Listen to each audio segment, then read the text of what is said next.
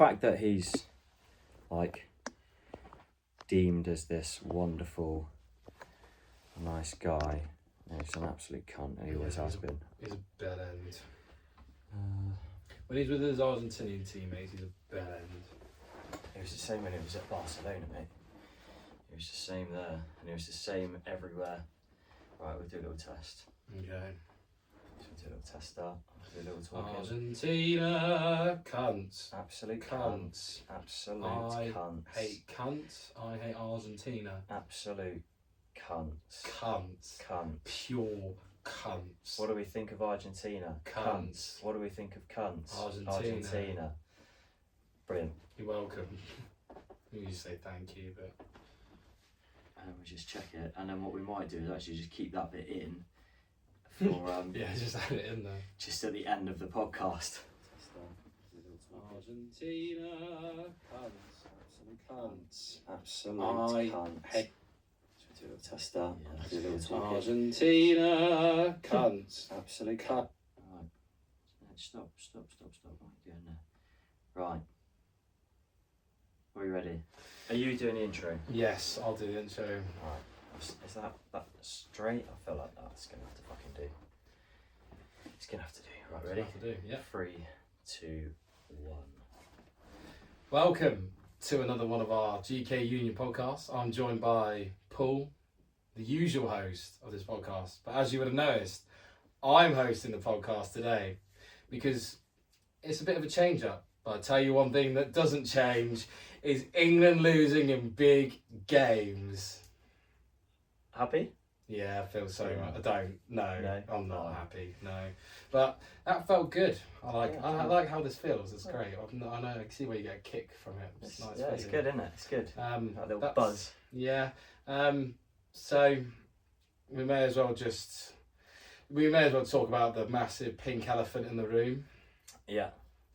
I mean, if you're referencing the hair, it was red for all of 12 hours, and then I washed it once. I'm glad you caught on to what I was getting It's on faded. about. It's faded epically. It's the problem with dyeing your hair red.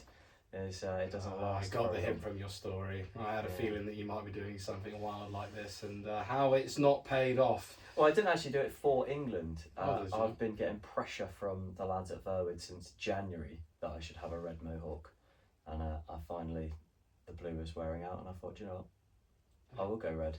And it went quite well, but It was great for 12. It was like a bit like England. It was great for a bit, and then it faded quite quickly. yeah. So as everyone will probably know, sadly, England are once again out of a big competition against a big team. The first big team that we played in the entire competition, and we did what many thought we would do, but hoping we wouldn't, and we lost. Typically, in the normal English fashion that we usually do. I'm very sad, and I don't think I've been looking forward to this to rant, because at the moment That's very posh. Rant. Rant. There you go. Rant. My steering wheel's been getting the brunt of my rants at the moment. Yeah, I've just sat mostly in solace and silence. I've not been able to do that. That brings me much pain. I have many thoughts, and unfortunately, me being, I'd say, more than slightly autistic and very well equipped with ADHD, it doesn't allow me to just sit in silence, so I just yell at a steering wheel. It just looks like I'm yelling at other drivers. I'm not. If anything, they're actually making me happier. Yeah. Because they're probably suffering too. Yeah. See, I'm the opposite. It's that I've been doing this now for nearly 38 years. And Oh yeah, you got even more years of hurt. Yeah. And I bet you were just as hopeful as you would usually be. Yeah, I said at the start of the podcast, the start of this little World Cup edition, that the minute the World Cup starts, I go from logical thinker to it's coming home in literally the blink of an eye. It just takes the first 2 seconds of the 96 version of Three Lions, that little bit of crowd chant just as the commentary comes in. That's all it takes for me to go from looking at things objectively and going, I reckon a semi-final would be a good performance, to we're winning it and nobody's going to tell me otherwise. And then for 6 or so weeks, that's my viewpoint until, you know. Yeah, I mean, I held out as long as the Mexico game, and that is then probably, like most others, I probably switched my opinion and said, "Oh, it actually might come out." And after the Norway game, I was fully, it is coming home. Like we will beat, and I was even said on the last podcast, yeah, I actually think we'll beat Argentina because they're very similar to us, and I think we will strive because of that. We did anything but fucking do that. We actually did. I think the opposite. The frustrating thing is if you look at it from an objective perspective and you look at it very holistically, for 68-ish minutes, we were, I would say, probably the better team. On the balance of play, we definitely were the team that seemed to want to play football rather than, compete in MMA. And it's just very frustrating that, again, when you look at the knockouts and you look at Argentina's performances, they've basically been a last 10-15 minute team, and it's been enough for them to get through. And this is what we knew going into it as well. We said it on the last pod as well. I at least thought it anyway, and have been saying it, is the fact that Argentina's strength is the fact that they are a team that almost thrive in it being the hardest fucking challenge ever, and almost being like, right, we're 1-0 down, let's just go and shock the world and cry at the end of the game. And that's exactly what they did. And what makes it worse is the fact that we fucking let them. We let them do their superpower.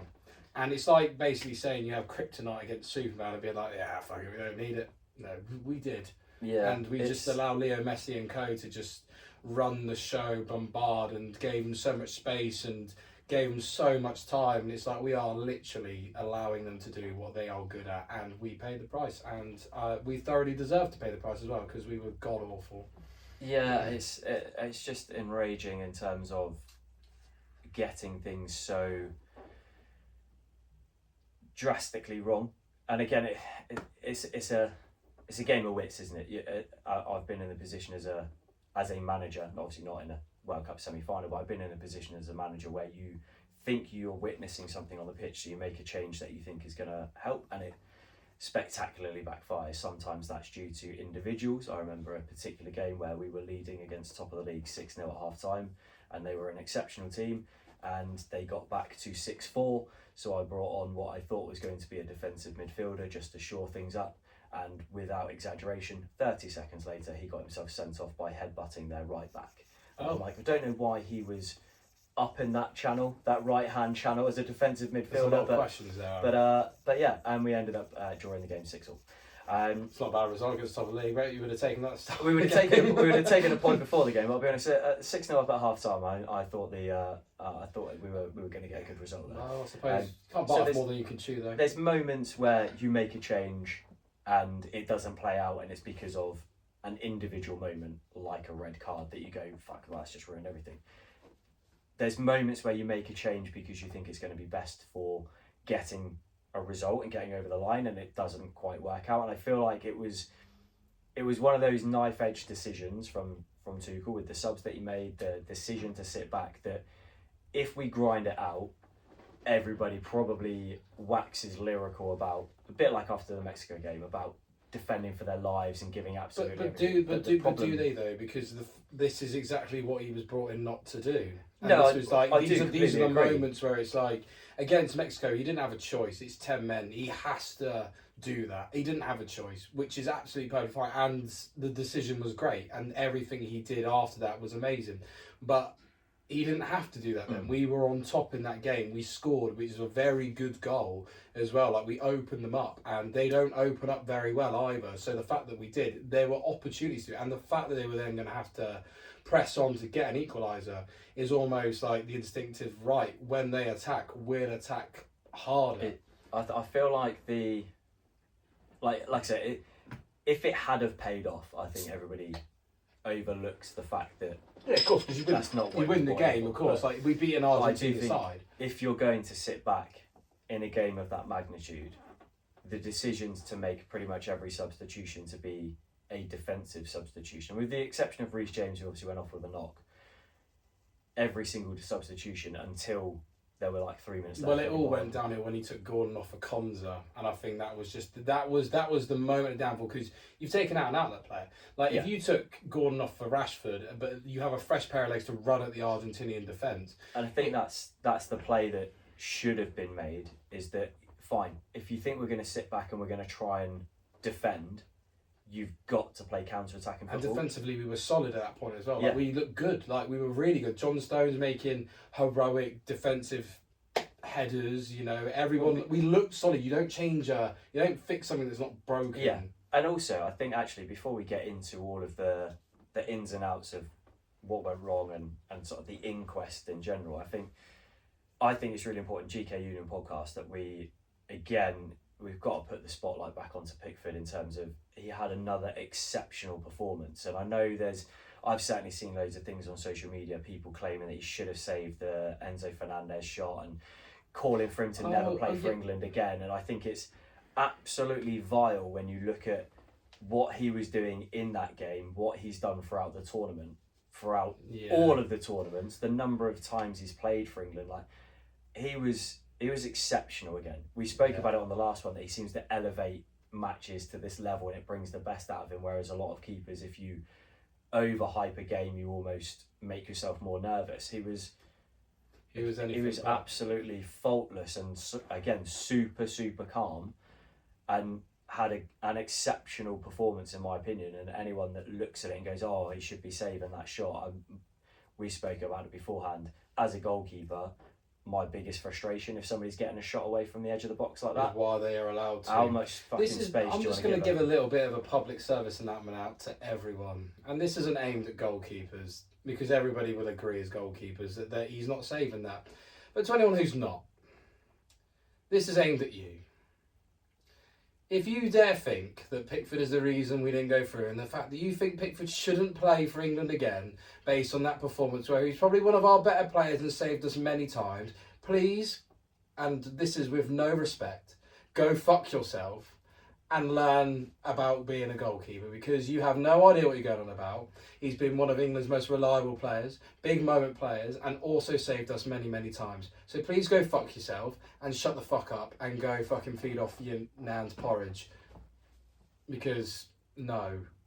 Yeah. Sorry, I had to get that out. No, I agree. Because it's aimed very much at people who just seem to say that, oh, he shouldn't play for England again. Does everybody just forget the header that he just made point blank on the line and had to react to it and just save that? We could have gone 1-0 down to that. Nobody would have blamed him for not saving that, but he did save that. Enzo Fernandez's goal.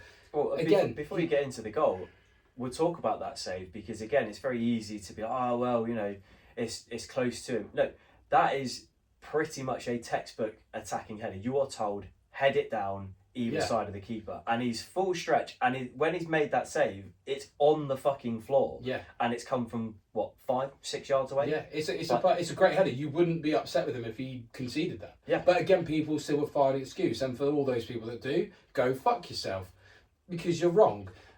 And I'm very upset at the fact that he's been made. It's not his fault. It's other people. But we'll get into it, because we'll depict the whole game, because now we're at this point where we've only got 2 games to talk about. I'm sure we'll go into more detail about it. We'll talk about the first half, shall we? And go from there. What are your thoughts and feels on the first half?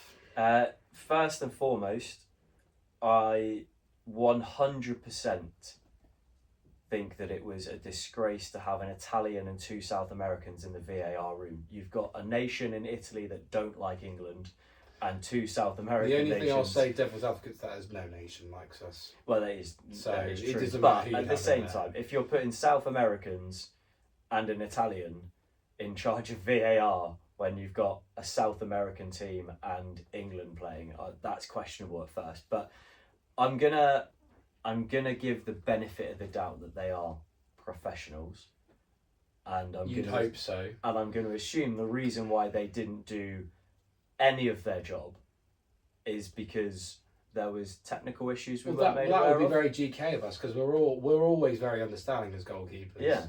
Everyone else that don't understand. What did I make of the first half? Well, let's face it. 3 minutes in, Enzo Fernandez 100% should have been sent off.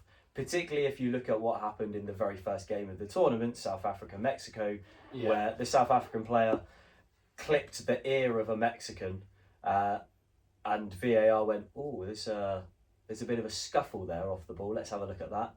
Yeah. Zoomed in, I didn't hate round, the decision. zoomed in. It's the fact that there's no consistency with the decision. It was so, like, the South African was so petulant. You look at it and you go, it's a fucking stupid ref. Stupid red. Is it's probably stupid red. Hates refs. Yeah, I really do. You can tell. I've only ever had one red card in my entire career. What was it for? Called a ref a cunt. So it says all you need to know. But the South Africa Mexico one, it's a stupid decision from the South African player. I also felt like it probably didn't warrant VAR to necessarily step in, but they did. It is, and but it is a red card, and you can understand why it's given. But I understand there's no consistency, but it's an Argentina bias, and everybody said it going into the game is the fact that it's always going to happen because they got it against Egypt. They got it. I actually didn't watch Switzerland game, so I can't comment on that because I have a bedtime. The red card in the Switzerland game. That was fair. No, because I'm not referring to red card. I'm referring to just decisions towards Argentina anyway. So I didn't see any decisions for Argentina. The issue with the red card in the Switzerland game, obviously, it was a red for a second yellow for simulation. But my understanding, and again I could be wrong on this, but my understanding is from what I've seen and what I've heard from other people who allegedly know the rules exceptionally well, yellow cards for simulation you can only give them if it's trying to deceive the referee, i.e. trying to win a penalty. So if you're diving in the box, that's a book. This is what doesn't make any sense. But would they have done that in another game? What? Because they haven't done it in another game. Yeah. And this is what doesn't make any sense. And this is, it almost sounds like I'm not agreeing with you. I am. Yeah. Is the fact that there's no consistency with the rules, but it only ever seems to be when it comes to Argentina. But the worst stats that I saw when it comes to Argentina, and we will come back to the first half in a moment, is that it's fine with the number of fouls to yellow cards, Argentina are, I think their average fouls per yellow card is something like 19 or 20. It's the highest in the tournament. It's a joke, isn't it? So, and there's, in terms of VAR interventions in this World Cup, VAR interventions that have negatively impacted or gone against Argentina, guess how many? Maybe it was 0. Correct. The least in the tournament. Yeah. VAR interventions in favour of Argentina. Well, what are you trying to say, Paul? Are you trying you're trying to say that maybe the refereeing is maybe favouring what I'm saying Argentina? Maybe you think there might be a bit of corruption? Yes. Really? Yeah, I think that's exactly... No, guys, you think that's the case? I know it's the case. No, there's no way in this day and... Yeah, no, it's bullshit. It's mad. They've had the most VAR interventions in favour and they've had 0 VAR interventions against. And when you see some of the challenges, Messi had one against Senegal. They played Senegal, didn't they, I believe? No, I don't know. It was the team that play in white and green, and it wasn't Mexico. And where he literally just stamped on the back of the guy's Achilles, and it was exactly the same as Balogun's. Oh, whilst we're on it, he had his whole career, the fact he's received 1 red card is a joke. He is a cunt. He's a little cunt. He gets away with so much shit because he's Lionel Messi. He literally went to a ref at this World Cup and said, "You do not give me any respect." It's like, no, damn fucking right. You're literally 4'2".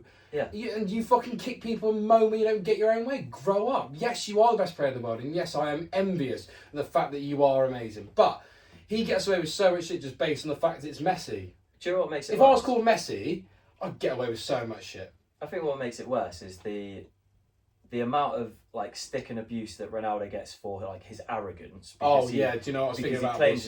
He sort of views himself. And as I was the one of best those ever. people. And I sort of sit there and I go, he's not perfect. He's obviously had moments in his career where he's been a cunt himself. He's been a bit of a dickhead, but he does seem to carry himself with a great deal more respect for those around him than Messi. Messi is, particularly in an Argentina shirt. Oh, he's a cunt. It kind of gives me flashbacks to the last World Cup because I hated him. I hated him then as well, but also very happy he won. Yeah, and I was the last World Cup. I was the same. Obviously, I wanted England to get to the final. We didn't get to the final. It's fine. Argentina won it. You kind of go, do you know what? Yeah, you're kind of happy because he gets this World Cup that he probably deserves. We spoke about it before. There's a list of players who have been deemed the greatest player at their time of their generation, and the majority of them have got a World Cup to their name. There's very few that haven't, and it would be criminal for Messi and Ronaldo not to win World Cups. It looks like Ronaldo's going to fall into that category of world's best player that's never won a World Cup, and that's a real shame for what he's achieved in his career. It is a massive shame. So for that perspective, the last World Cup when Argentina won, I was like, do you know what? Yeah. I hate the French. Do you know I don't like Argentina, my ex-partner cried at the time. Happy tears or? It's one of those weird things. I asked her, "Why are you crying?" She was like, "They just look so happy." It was such a bizarre moment because I absolutely fucking hate Argentina. Yeah.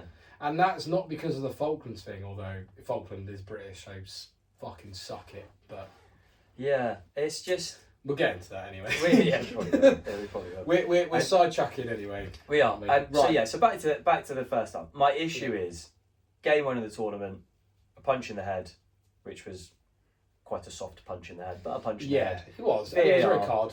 Rightfully intervened. Yeah, very, very astute. Who went, we've seen something here. Go to the monitor, referee looks, he goes, oh yeah, well he's punched him in the head. And the South African bloke's like, oh yeah, I did do that. Yeah, I punched him right in the head. Such a good accent.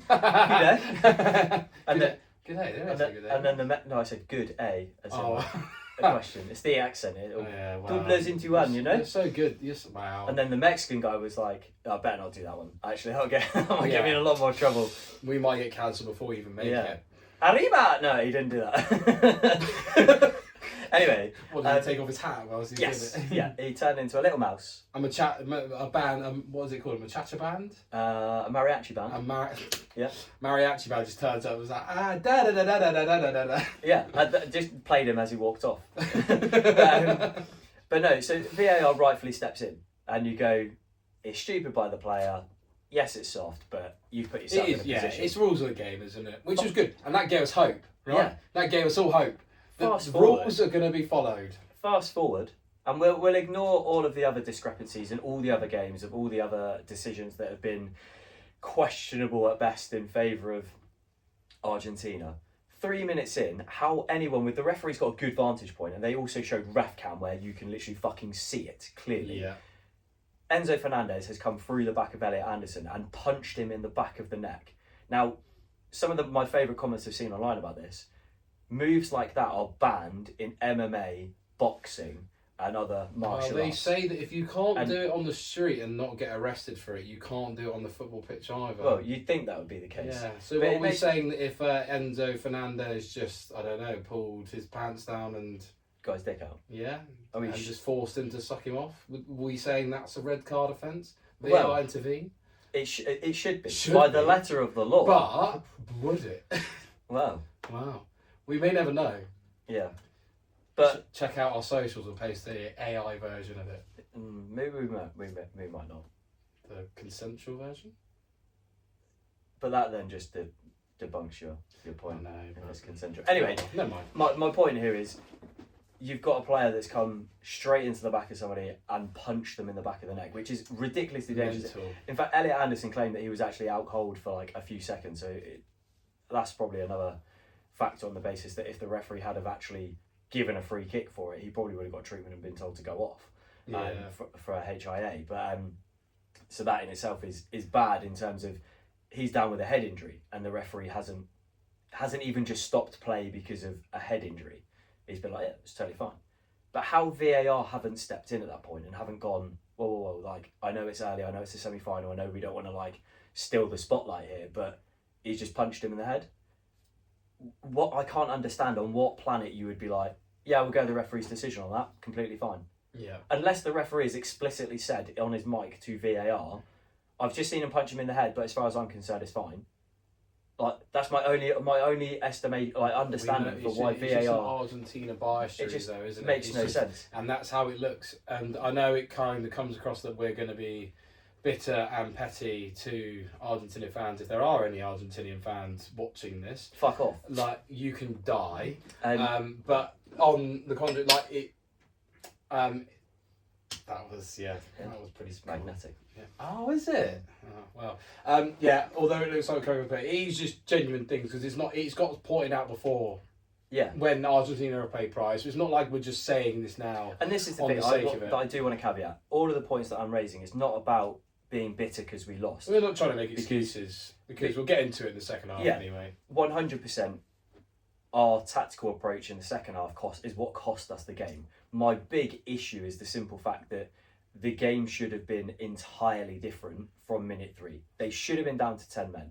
You then look at Simeone. I mean, I thought his dad was a cunt, but fuck me. It's like he spent 20 minutes on the phone to him before the game and got told everything to do to become the worst Argentinian. Bird him, so it's kind of like you would expect it. Yeah, but it's tough, but then again, thinking like of the first half overall, I actually think that we were. I thought we dealt with it exceptionally well. Yeah, I think we dealt with it really well. And we almost came at them just as well. And Elliot Allison was like riled up, but not too much to the extent where he's going to kill someone. He was enough to basically get in their face and wind them up as well, which was good to see. And we leveled them up. Hence why we went 0-0, and hence why it looked like a really tight affair. No team was good, but you know, we didn't look threatening, but we didn't look like we were going to concede. And it was the same for Argentina as well. It was a different, which I don't hate. It was a good game to watch. It's like, and that's what I took from the first half. And I think the thing is, refereeing decisions. We knew that it was going to be a niggly game. We knew that it was going to be. You remember Colombia when we played in 2018? Yeah, in the last 16. That was awful. I knew it was going to be that kind of game. My issue with it is just it's just the blatant adjustment of the laws to reflect the team. Yeah. In that Simeone made 7 fouls before the first drinks break. No yellow card. He made, was it 14 or 15 in the entire game? In the zone? I don't think it was 11. 11. He made like double figures. Yeah, it was 11, and then like Elliot Anderson made like 3. And he got booked on his first one. Unbelievable. And again, his was a yellow card. But you can't look at any of the challenges by Simeone and say individually they aren't yellow cards. He was late on, like his first 5 challenges were all off the ball and late. Yeah. At one point he went in for a challenge with his head. He just headbutted Reece James in the fucking ribs and then tried to fucking like sweep his legs out. And you just look at it and you go, I get the referee's going to want to let it go and let it play, but you've got to do the same for each side at the end of the day. But it's a South American thing though, isn't it? Because Paraguay did exactly the same thing against France, and I think they received 0 points, yellow cards. See what I did there. Yeah, it's French, Thank you very much. I thought I did quite well there. I enjoyed it. Yeah, thank you. They received none, and I'm pretty sure for the entire game, and they made an astonishing amount of assaults, let alone fouls, on the French players. But that's just a South American bias, and maybe it's just with every referee, and maybe they're a bit too scared. Do you think there's an element to that in terms of, because France were so exceptionally good, if we just buy into for a second the notion that the corruption wants an Argentina win, do you think that they let Paraguay get away with so much in the hope that France went out? Do you think it's a South American contingent and not just an Argentinian contingent? No, I think the focus is getting Argentina to win. But it's a South American bias. But you see what, like, sorry to reference this from years and years ago, but Leeds, like, back way when, you know, they were very in the face of the referee, and they got the bias of the ref. From being how up in their face and being so aggressive, and it worked. Like, you know, and they never really received any red cards, and they got away with a lot, and they won a lot because of it. And no doubt, maybe, allegedly, it's the same. But maybe there is more to it. Maybe there is more, but allegedly there's corruption, because we can't say there is because we don't know. Well, it's allegedly. We have to protect ourselves, Paul. It's alleged corruption. I mean, we've got pretty concrete evidence of, at the very least, low-level corruption, in that Donald Trump admitted that he called Infantino and asked him to overturn a red card, which then got overturned. So that in itself is corruption. Well, have you seen the news after the fact that, what's his name, Infantino? Yeah. He might be leaving his role because of it. Well, I would really hope so. Have you seen who's tipped to be his replacement? No. Didier Deschamps. Ooh. Which I actually would welcome. I feel like... Actually, there's no way that man would ever get corrupted. I think football would be great. Yeah, I feel like that would be... He's a great man. Either like Deschamps or Wenger are the two people that I feel like... No, I don't think I want Wenger. That bloke, didn't he want to change the offside rule to that you have to have your whole body offside? I love that. That sounds... As a goalkeeper, you would love that. No. In terms of me playing the game, I'd absolutely hate it. But you would never find yourself in that position anyway. No, but in terms of watching the game, I'd love that. The amount of goals, the amount of extra goals you'd get. None of this, like, again, it's toenails off. I'm going to go back to the premise of this is a goalkeeper union podcast, and you are a goalkeeper. Why would you love that? Someone could literally have, like, their pinky toe on the side, and you're like, concede, like, 10 times more the amount. He wanted daylight, didn't he, to concentrate off it being offside. Yeah, but again, but this is just more But referee. again, But it's making referees' jobs harder because what's daylight? Well, a gap. Yeah, But again, it's just nonsense. We're digressing. I think the good thing would be for all of football.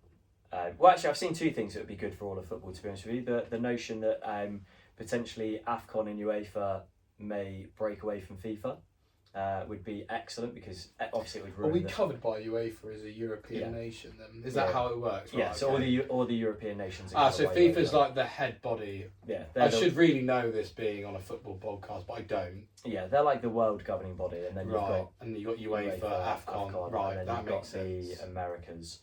But yeah, if you ended up with like the Asian version of UEFA, not sure what they call it, AFCON, UEFA, if everybody broke away and all you were left with was the Americas, I think that would be...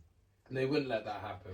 Well, no, but as soon as Messi retires, this will all change, and you'll see it, and it'll be all of a sudden like, oh yeah, like we admit, like we'll probably be in 20 years' time. They'll be like, oh yeah, we admit we're a bit more biased towards Messi, and then and then you'll notice Argentina will not do as well when Messi retires. Not just because they're not as good, just because they won't just win as many decisions. Because Messi wasn't that good on the day. He got 2 assists, but he made him look good. This is another point that I wanted to raise actually. I want to know your view on this. I know he got 2 assists in a World Cup semi-final, so if you look at it at that face value, you can go, yeah, probably man of the match. Yeah. I would be well annoyed if I was an Argentina player. I would be even more annoyed if I was a select 1 or 2 England players not to have been recognised as man of the match in that game on the basis that Messi was, in my opinion, was probably not even top 5 players over the entire 112 minutes. This is the biastry. Yeah. This is the biastry. I think, I completely agree. I think Messi was not the best player on the pitch at all.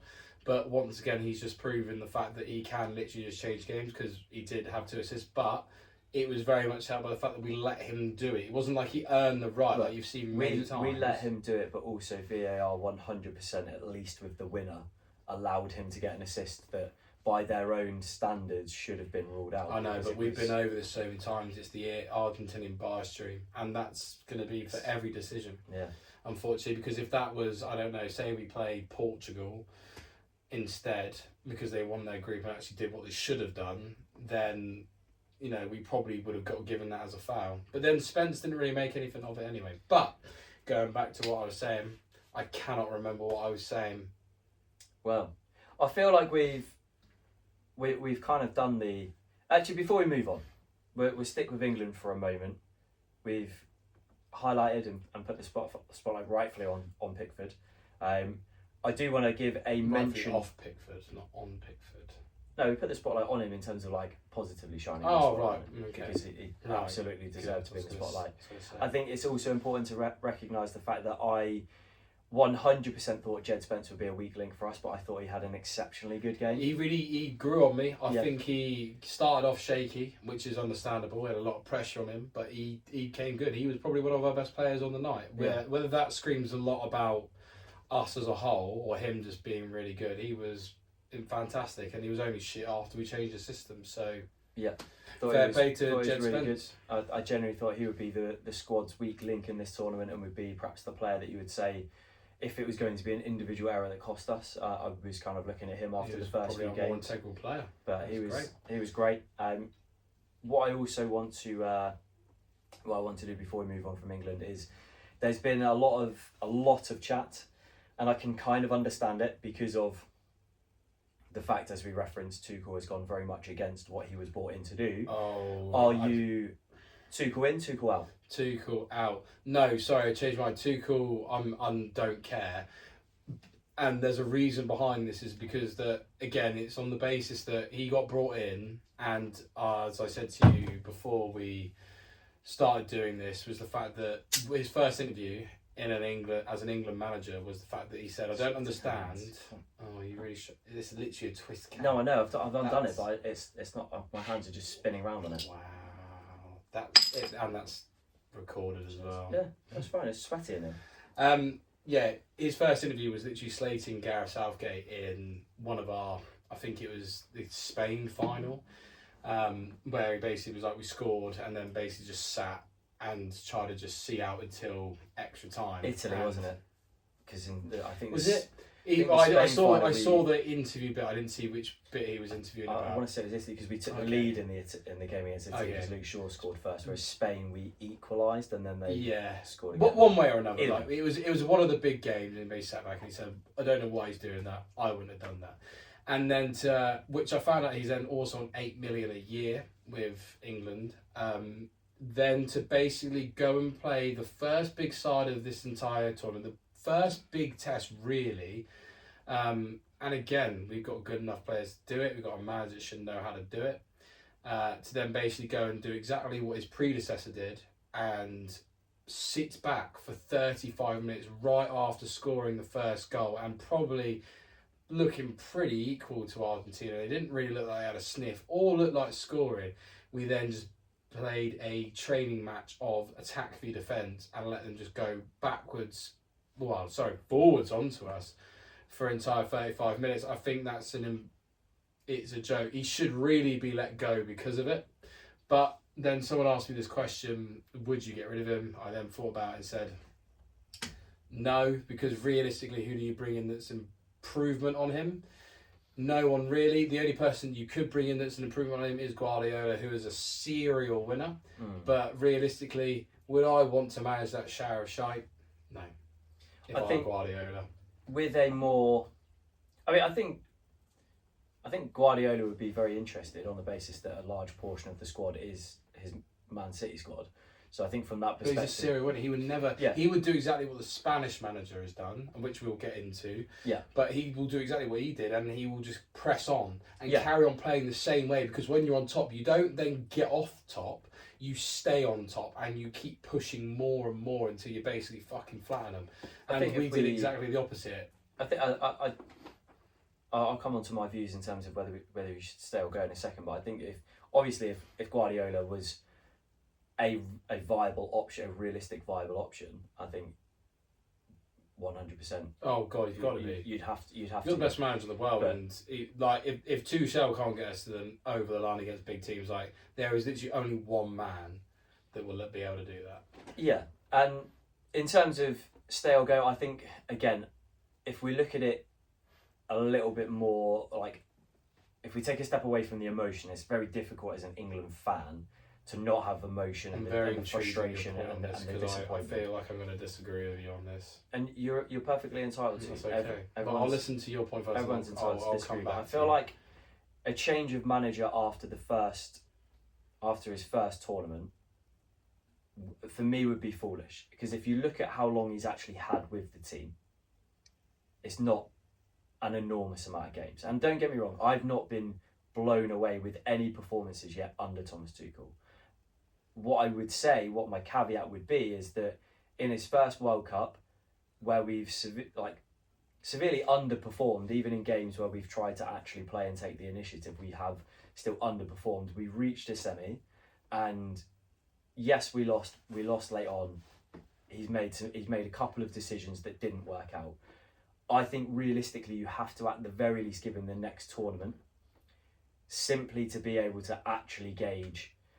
A bit like with Southgate, his first tournament was a World Cup semi-final, and everyone was like fucking unbelievably blown away because we'd been so shit at tournaments before. He still had a crop of players that were able to get there. I mean, I've got more to say on it after, but he wasn't expected to ever get us there. No, I know, but my point there is we couldn't actually gauge the effectiveness of what Southgate is like just off of that first tournament. And I feel like we need to give the same approach here, because again, Tuchel is an elite level manager, and my hope and my expectation is that he would be, whether he does it publicly, I doubt, and it's probably not required publicly, but I would be willing to bet a large amount of money that he has got the wherewithal as an elite level manager to say his substitutions didn't work on the day, and that if we're in that position again, I would only be calling for him to step down or to be removed if we get to the final or the semi-final of the Euros and we're a goal up and we're doing the same and it's 6 defenders on. Then you go, do you know what? He's not delivering what he was brought in to do. He's not staying good to the promises that he made of how he's going to play.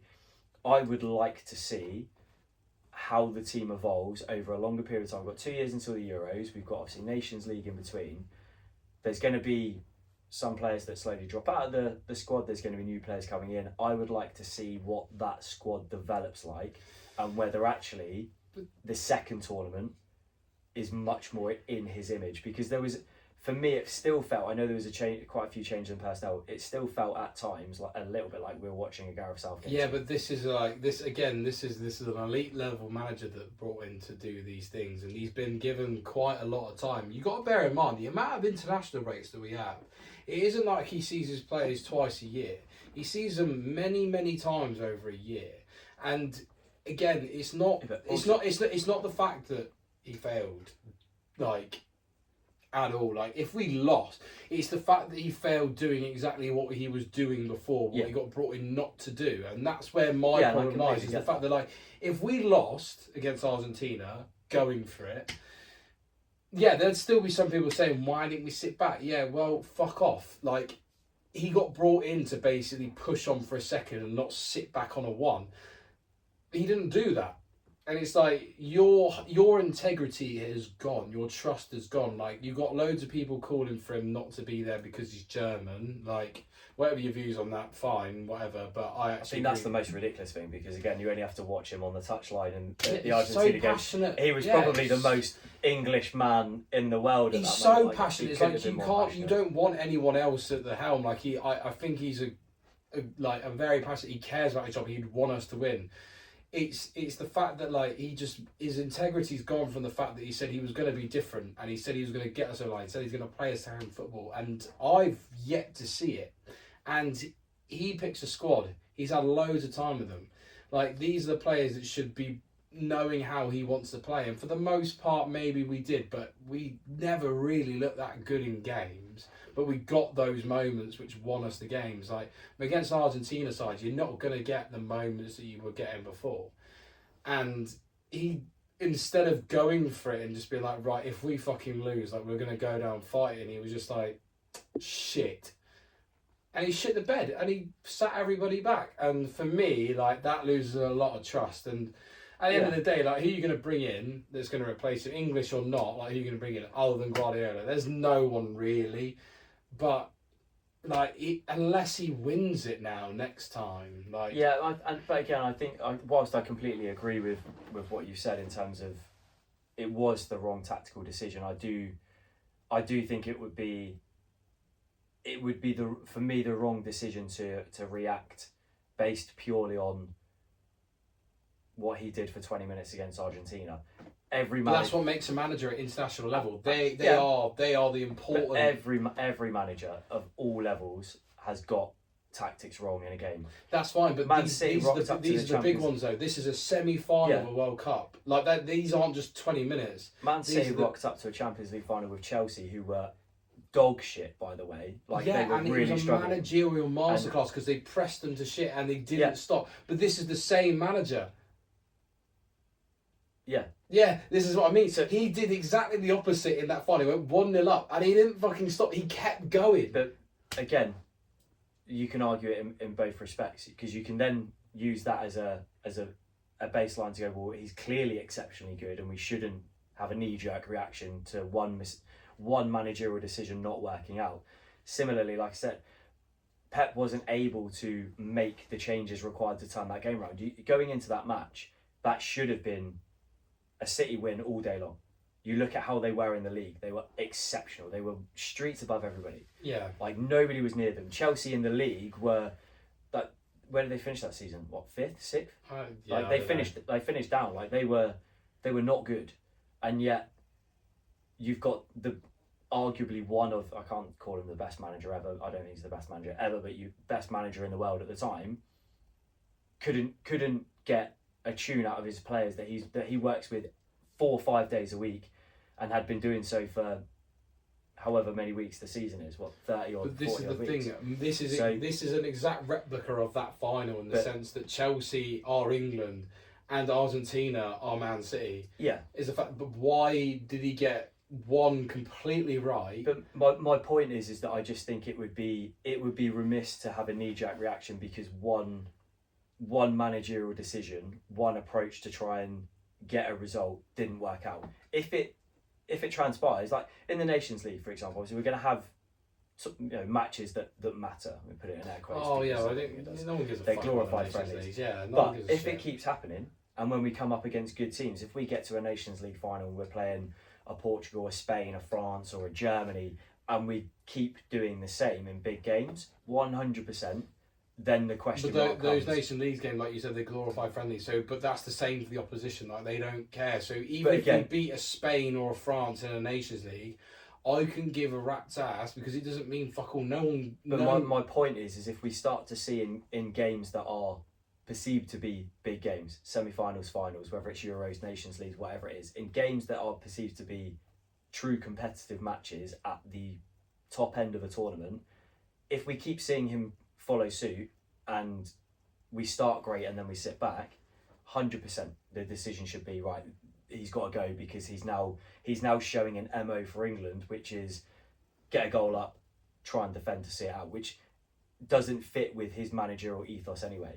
My point is that until we've seen him in more situations like that against more top teams, we don't know whether that was he made a decision in good faith and it didn't pay off, or whether actually we saw a frailty in his management where he didn't have the bollocks to go for it. Now, I don't think it's the latter. Because of things like that Champions League final against City, because of what he's achieved at domestic level. But again, that also highlights the difficulty between domestic when you're with them 5-6 days a week for 40 odd weeks of the year.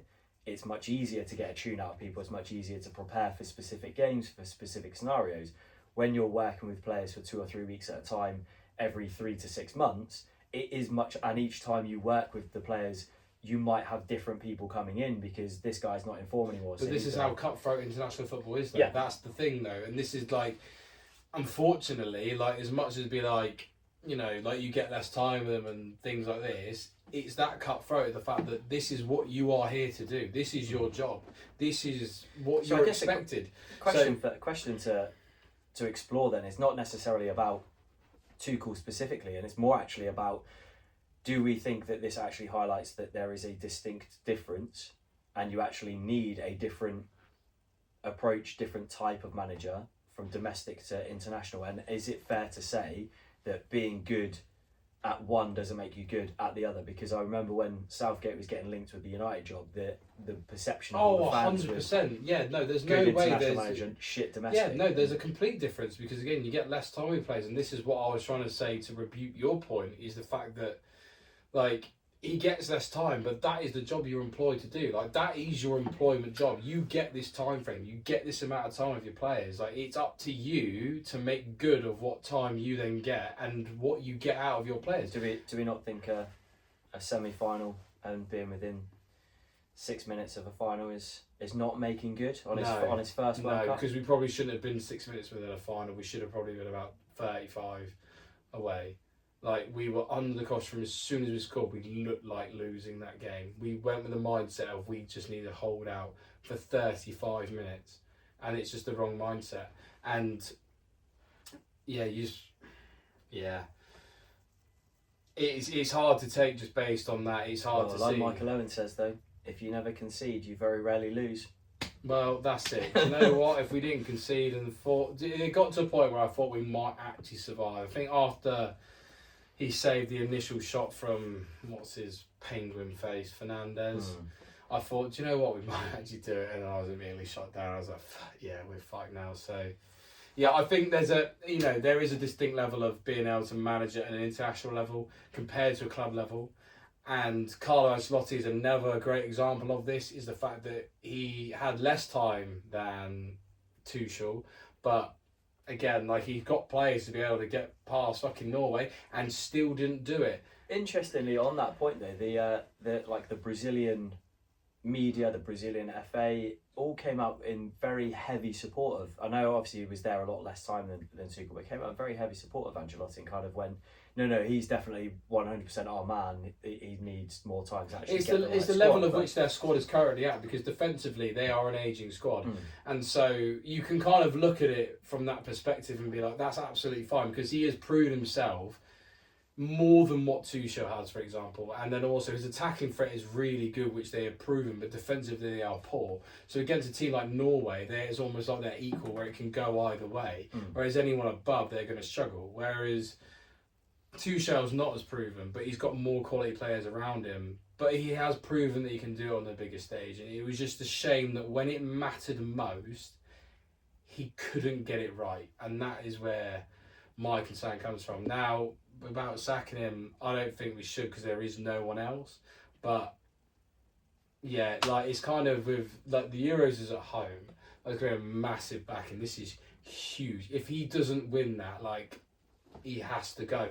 And that's if he even makes that far. I'm sorry, but if Guardiola says I'd take the job, I'd be like, Tuchel, bye. Cheers for the redirection. Because do we think though, just playing devil's advocate with Guardiola, obviously exceptional manager, but having seen obviously like the shitty documentary and all of the other documentaries about his time at fucking Bayern and Barcelona, with how hands-on and how intense he is every single day, do you actually think that it might be something that he struggles to achieve that same level of performance and buy-in from players in an international situation where he has only got them a couple of weeks at a time? Do you think it might? There's no way.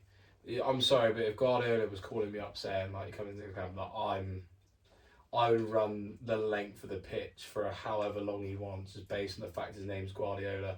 I think just his CV alone and just everything he's done in the game, you just do. Like, that guy tells you doing this, you're doing that. And I just think that there's just a new profound level of respect for him, and I just think that whatever he's asking the players to do, they will just do. I think he's a different level. If we were to get him as England manager, I would be fully saying immediately that he's coming home straight away, before we even kick the ball. Just hire him. And that's what Man City was like as well. Like, they were winning things. Like, we were getting close as well. Bringing in a manager, like, then Man City were winning everything. Like, they went and won the Champions League. Like, they went over eventually, but they got over that line that they can never get over. And he will get that out of the players. Like, maybe it won't be the first one, but Tuchel was always a dodgy sign of the fact that he's done it once with Chelsea and he had one good season. But other than that, he's not proven himself. But at least he's more of an elite mentality than Southgate. But this team was no different to that of Southgate's. It was basically identical. We were watching something that we'd watched before. And that's what it felt like to me anyway. But we get carried away from we were winning games and getting results. So we're like, oh yeah, like, it's really good. Like, we held out. But you look back on it now, and even if you take the emotion out of it, it's very similar to what we've seen of other tournaments, and the fact that we can be defensively solid, but we can also score goals, but also we can't play well. In a way, it's slightly, that for me slightly raises concerns that, again, that it shifts the focus slightly off of the manager and back onto the players in terms of, is it a mentality thing? Is it a confidence thing? But it's the job of the managers to change that. And that's why managers always get sacked and not players. Because if you did that with players for most clubs, like Chelsea from last season, all their players should have got sacked because their attitude was stonking towards any manager that they had, and it was embarrassing. But you don't sack the players because they're the ones who get you results. But the manager's the one who makes those results happen. They don't sack the players purely because they're a financial asset. So unfortunately, they're not in a position to be able to. But it's up to the manager to be able to manage them accordingly. And Tuchel has the ability to do it. He just got it so wrong on the day, and it's so sad to see. But unfortunately, again, international level being cutthroat and you getting one chance every 4 years, like, it's not like the Premier League. Like, oh, you screwed it this season. You now got another season to do it. You've got to wait 4 years, or you've got to wait 2 years for your next intercontinental competition. That was a tongue twister. That was. Yeah, it's an interesting one. Like I said, I don't think you should go. No, I definitely don't. I think I want to see what like I say, well, I want to see what the squad evolves like. I want to see if these ghosts of the past slowly get worked out of the team, whether we start to actually become a team of stature that does go for the kill, does do what Spain did, which we'll come on to talk about now, where you do go a goal up and you don't sit back, you actually dominate the game even more. And you look at great club sides over the last 20, 30, 40 years, and all the teams that have had sustained success have the ability that when they're in front, they don't sit on their lead, but even if they're not going gung-ho to score the next, they dominate and control the game. Yeah, that's it. And I think that was where England lacked, is that we didn't try to just control the game. You don't have to necessarily go full throttle for the second goal, like we did against Mexico, where you see an opportunity 90 seconds later and you take it. Sometimes the best result of or response to going a goal up is you just tire the other team up. Yeah, you just break keep their hold of break the their game. spirit. You just don't change. You just keep hold of it. And that's what Spain did to France. I'll be honest. I thought the only way Spain would win, and that was extra time or penalties. I said penalties Spain, and you said France extra time France. I said France in 90 minutes. I 90 genuinely minutes. thought it would be. And I was genuinely quite surprised watching that game about how well Spain just made France look really inadequate at football. But then again, they did the same in the last ever. This is what I was trying to say, the fact that they might just basically come out and just bore them to death, because they didn't look like a real massive threat, but they looked good on the ball and they just kind of kept hold of it. And France they've taken like the Louis van Gaal principle. He always used to basically say exactly what you said there. You pass sideways and backwards, you move them around until somebody switches off, and then you punish them. Yeah. And it was basically you just bore them until you can kill them.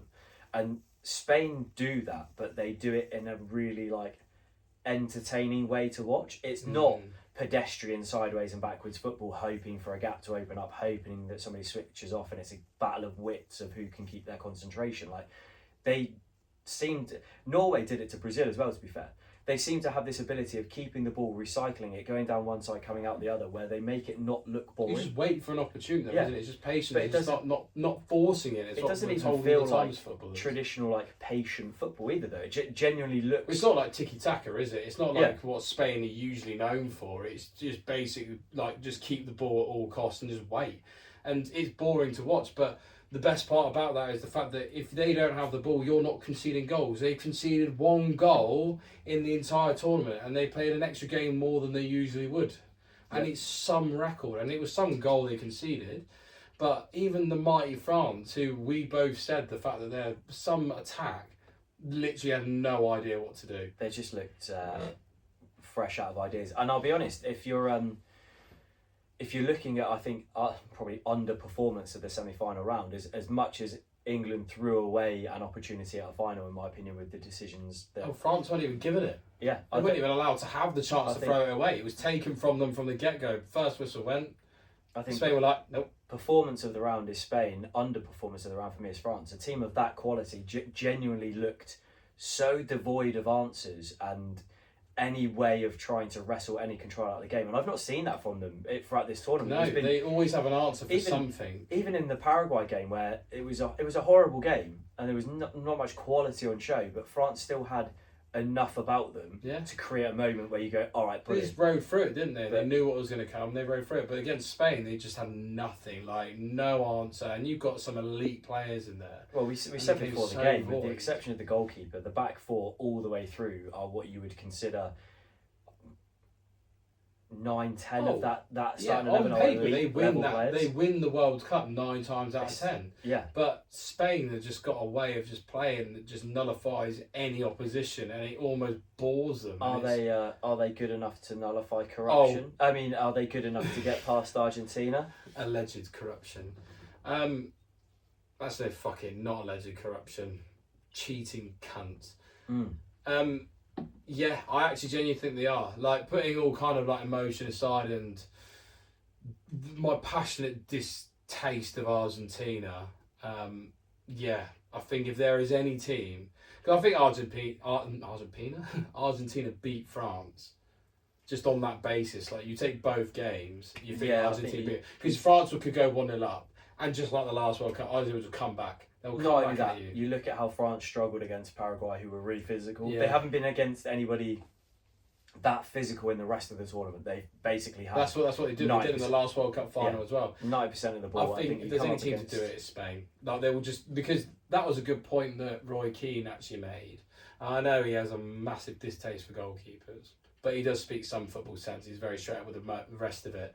Is the fact that he's saying England are too slow on the ball, taking many touches. Whereas, like Spain, the reason why France couldn't get anywhere near them is because it's 1-2 touch, getting it out. Yeah. And Argentina will not be, and that someone asked me the other day, is like, oh, who do you think is going to win? I think Spain, because they'll do 1-2 touch against Argentina and they won't get near them. They won't be allowed to play that way against them, and they'll get to a certain point where they'll just be able to break through like we did against them. Yeah. Like, if there's ever a clear favourite, it is Spain. But then again, the referee might be, I don't know, Messi's brother. I'm so intrigued to see how it plays out, because I do expect Argentina to be very physical. We know Spanish players like to go down easy and they love a bit of a dramatic roll around, players like Cucurella. I'm excited to see how it plays out, on the basis that I think that if there's a game where there could be multiple red cards, it feels like this will be it. But my concern is that I feel like there's not going to be any at all in favour of the team that are going to be the most physical. I think Argentina are probably going to lose their heads, because I reckon Spain... I feel like they can lose their heads. I reckon Spain will go 1-0 up, like England in the 50th minute, but instead of doing what we did, I think they'll keep the ball, and Argentina are going to get to around like the 72nd minute, and they're going to go in like 2-footed on a Spanish player, probably Cucurella, because I would love to do that as well. Yeah, I'll be honest. I want Spain to win more than anything, but I would find it fucking hilarious if... so Cucurella normally plays right back or left back for Spain? Left back. Yeah? Yeah. So he's going to be I'm sorry, I'm giving you this look because how do you not know that? I don't think Cucurella's ever played right back in his life.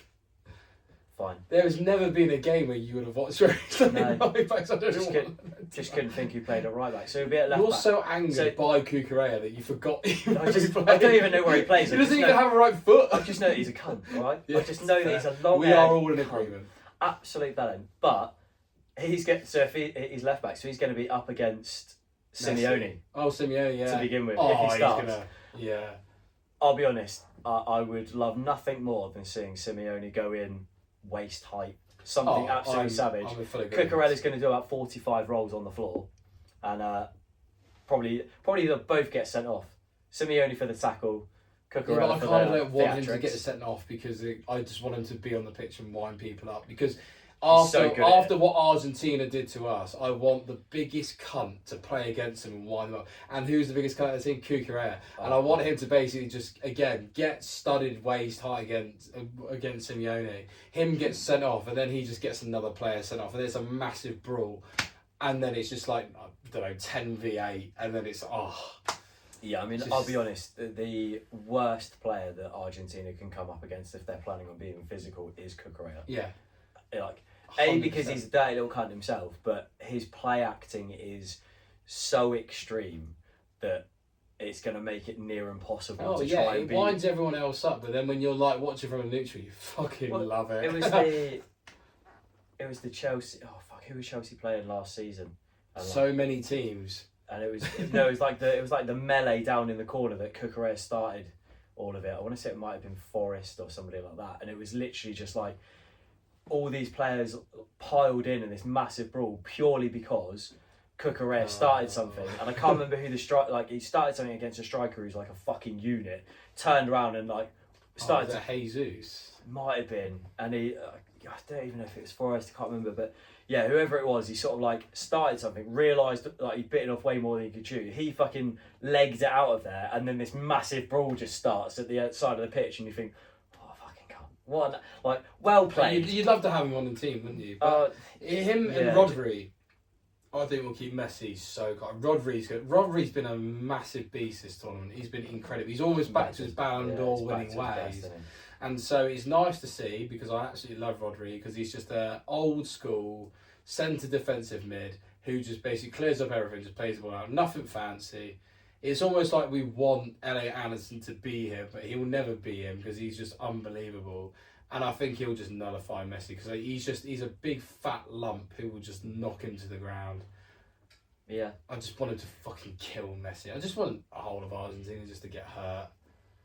I want their heart. I want to see every Argentina fan cry a lot. So I can't wait for Spain to win. I just can't wait for Spain to win, and you Argentinian fans to cry like we cried, and we'll continue to cry. But we'll cry tears of joy when you are crying because your hearts are broken and your best player Messi loses his last ever Argentinian World Cup final. So I've got 2 points since we've mentioned Argentina again. We're back. We're not round. We're not round. I've got 2 points. The first one's a nice and easy one. I saw the most ridiculous thing ever, that because of this World Cup, Messi is now a shoo-in for the Ballon d'Or. Unbelievably ridiculous. If he wins the Ballon d'Or, games 1 woke nonsense, 2 games gone, 3 quit. He plays for Inter Miami. He should be nowhere fucking near it. He's also scored single figures, by the way. He's also been the best player. One of the best players this tournament. Heavily helped. But I also don't think you can overlook the fact that, for example, if you go over recent years, with the exception of Rodri and when Modric won it, it's basically gone to the player who's scored the most goals. Harry Kane has scored 70 plus goals this year. But it's not just that though, is it? Because Dembele won the Ballon d'Or and he didn't. Alright, so out of the last, since 2007, but it'll be over a whole season though, wouldn't it? So it'll be based on like team success as well as individual success. Yeah. So, but my point is that you look at it over the last 20-ish years. Yeah. The Ballon d'Or has typically gone to a striker who scored the most goals. Yeah. Typically. And you're in a season where Harry Kane has obviously won the league, has won cups, went deep into the Champions League, scored 70 plus goals, World Cup semi-final. Ridiculously poor in a lot of those games though. Yeah, but it was which will let him down. If he was really good in a game changer like Bellingham was, huge shout. He was still going into the semis. He was still only 1 goal off Golden Boot race, like still in the shout for. But then he was also level with a central attacking midfielder. Yeah, but my point here is how you can sit there and go, your favourites for the Ballon d'Or is Messi is the favourite because he's had an alright World Cup after. Alright World Cup. I mean, he should have been sent off in one of the games, mate. I know, but alright World Cup. You play on what's plays. He's had a good World Cup. Give him his due. He's had a good World Cup. He's been severely helped by the decisions. He's had a good World Cup. He's going to win the Golden Boot. He might do. He's going to. He might do. Who's else is going to take it? I don't know. Who else is in the fucking... Mbappe's level, he's out the tournament. So the best next person... Yeah, but the other two... Kane and but everyone beneath him. 4 people beneath him are France, out. England, out. Norway, out. England, out. No one can catch him. So he's the only player who can now win it if he scores it. The only other person who can potentially win it as well is Mbappe if Messi doesn't score another goal. Yeah. And I don't think he will. But anyway, he's had a good World Cup. Fine. Give him his dues. But I just don't think that because the Ballon d'Or is the best player in the world over the season. But it's changed so much now, though, isn't it? That used to be back in like the early 2000s, and now it's gone so much to the extent that it's now after Ronaldo and Messi. Funnily enough, it's now gone to the player who. It's a popularity. Yeah, it was like Modric. Like, why the fuck did he win it? But then who else should have won it? Because no one else was actually. But he was actually probably arguably. Yeah, he had an argument for it. He probably arguably. Benzema was a player who'd actually won it based on individual performance and team performance. Rodri. But my point is, I just think it's fucking mental that Messi's in the conversation for Ballon d'Or. He should be, because he's not even playing one of like Europe's elite leagues either. He's playing in the MLS. Like, I look good in the MLS. But he's also not scoring prolifically in the MLS. It's not like he's done 70 goals like Harry Kane and he's had a great World Cup and you go, well, he's doing amazing. Yeah, well, this is what I mean. Ronaldo's not in the conversation. He's scored 30 plus goals again, and everyone goes, yeah, but it's in Saudi, and that's their justification for him not being in the conversation. And you go, this is what I mean on it being like teams winning, and his team won, and I think Ronaldo's won as well. Yeah. But then Ronaldo. But again, everyone like Lamine Yamal is second favourite, and you go, really, really good young promising player, had a decent World Cup. But I wouldn't say he's Ballon d'Or quality, and those two are above Harry Kane, who scored 70 plus goals. Okay, so if your personal opinion then, who do you think should win the Ballon d'Or? Because I don't think it should be Messi just purely based that he's not playing in one of Europe's elite. Although he's performed on the counter argument to Messi is the fact that he's performed on the world's big. That's what matters most. He's performed on the world's biggest stage. He's the joint top goal scorer, and he's also been probably one of the most influential players. And his team are in the final of the World Cup. So forget club football. Give him player of the tournament. That doesn't. I don't think a good World Cup 6 weeks. And that's again. That's the counter argument to it. But then who else would you then give it to? I think Harry Kane has got to be up there. 100%. But then his World Cup has let him down, and the fact that he's not actually being that player. He's playing in a Farmers League, which this just backs up the point. Like, yeah, he's been good in Champions League. Again, not against great teams. Again, he was doing well at the start of the World Cup, and not against great teams. Who was popping up being the key moment player? Bellingham. That's unfortunately the argument against Kane. I would love for him to get the Ballon d'Or, but if you look over it for a whole entire season, including the World Cup, he let himself down. The fact that he couldn't pop up. If we're going to make the statement of the argument that Messi shouldn't deserve to be in there based on just a 6-week tournament, Kane shouldn't be removed on the basis of a 6-week tournament just because he's not had perhaps the most influential World Cup once we got out of the group. He still had an unbelievable season, and I just think it's but then the argument's kind of vice versa, isn't it? He played amazingly well in a shit league. I feel like somebody like Bruno Fernandes should be 100% in the conversation. Based on individual performance, absolutely, because he kind of carried a United team. You look at what he's been doing since he signed for United this season alone. And he broke the record for the most amount of assists, which is never broken. It's a curse. It's absolutely. You can't win that, and he broke it. So and I actually think whilst Portugal didn't do great, I don't think he had a bad tournament. I think he looked. I think he looked alright. He didn't look special, but yeah. The Ballon d'Or's kind of gone from being the best player in the world to kind of best player in a team award. It's just the most popular, isn't it? Yeah, it's just a popular. And it's like contest. Who looked good close to the time in a big moment. It's like, unfortunately with the World Cup, it's always going to be the player who won the World Cup. Well, let's hope Spain win it, and then they can give it to Rodri again. Fuck it. Oh mate, if Rodri wins 2 Ballon d'Ors. I'll tell you what they need to do though. GK Union podcast, bringing it back full circle. They need a Ballon d'Or for goalkeepers because a goalkeeper will never. What's the closest? Neuer in like 2013 or something like that. Yeah. Well, and I'm not. Don't quote me. I don't fact check me on that because I'm not 100% sure.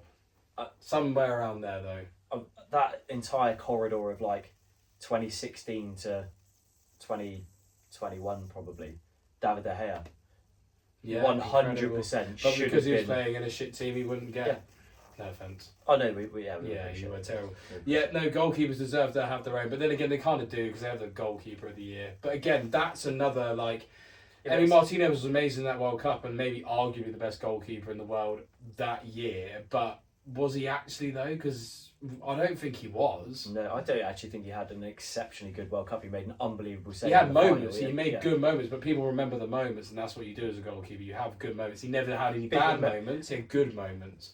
I don't know if we can say he didn't have any bad moments. I think the air fucking his Golden Glove award was probably a low point. No. I'm fully back it. That's great.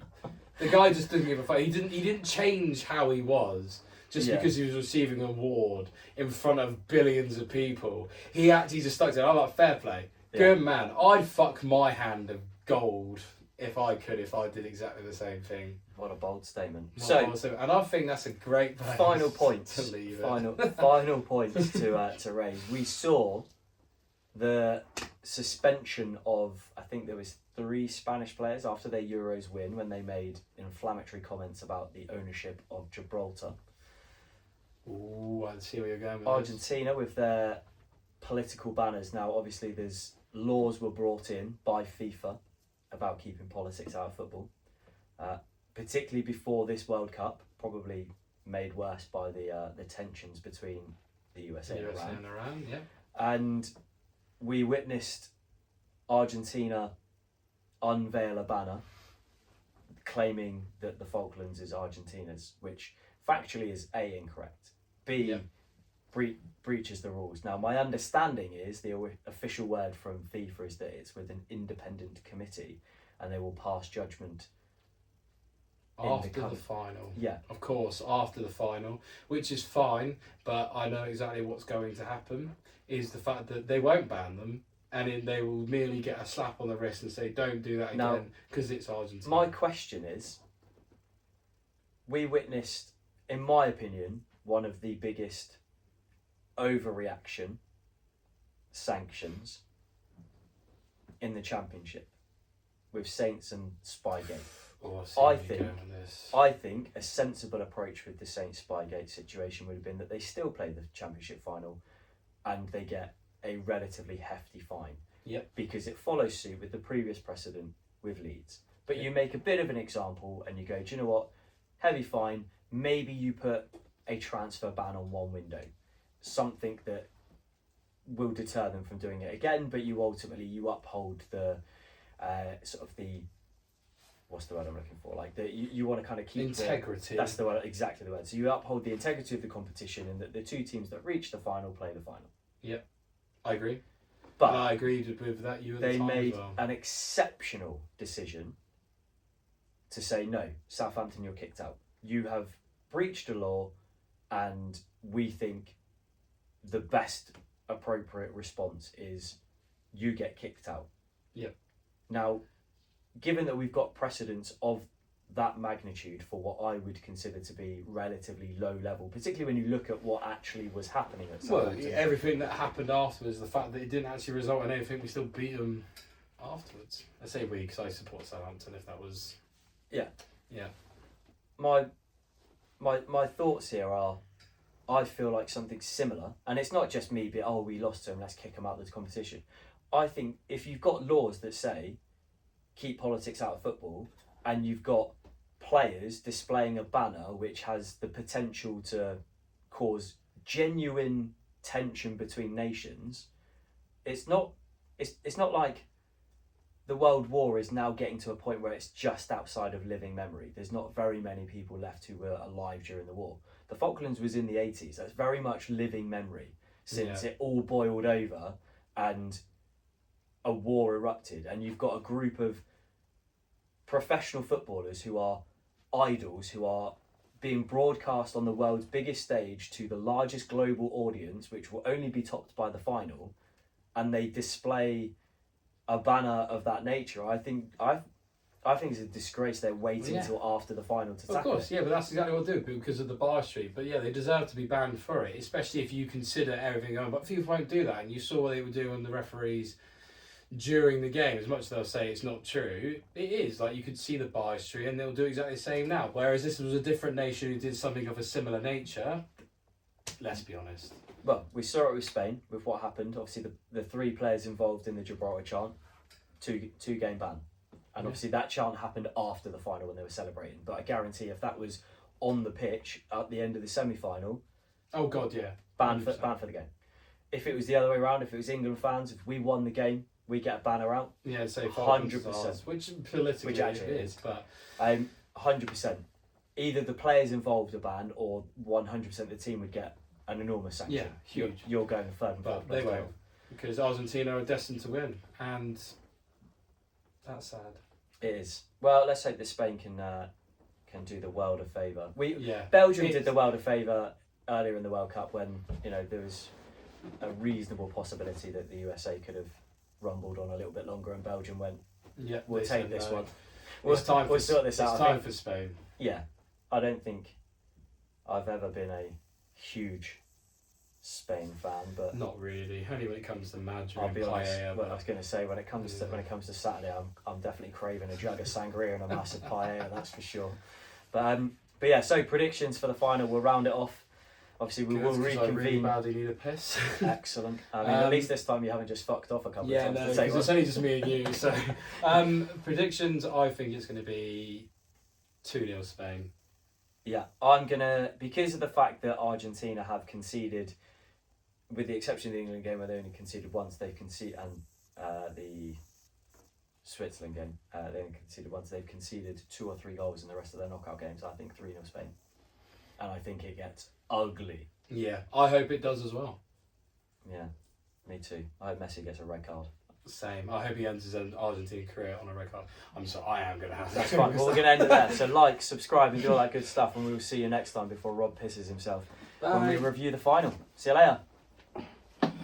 Oh. Yeah, sorry about that. I literally was like on the last limbs. I was trying my best.